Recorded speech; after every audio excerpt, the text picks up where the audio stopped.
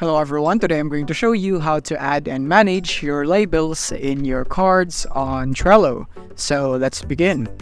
So here we are in our workspace right here. I'm currently in a sample project, so I can show you how to add and manage your own labels right here.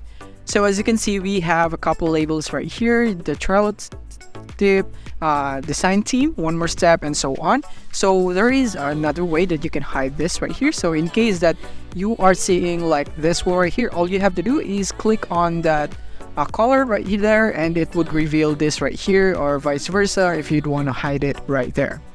Yeah, so another thing is that you can click on the cards right here. So for example, I want to click on this card right here, click on it, and from here you can see the labels, and you can click on labels right here.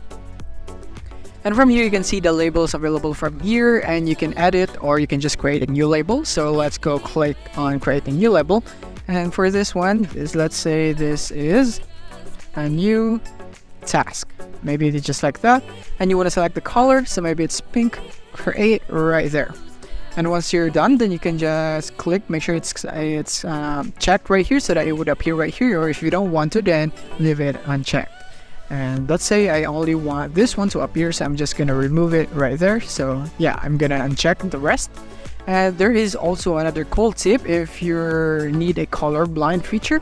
So if you click on this one, as you can see, the patterns would emerge just like this one, so that it could help the people that is in need of this one, or this could look cooler if you think so. So you can also do this right here.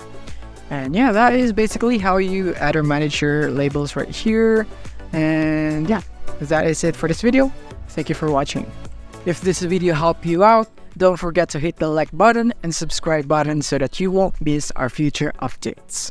Thank you for watching.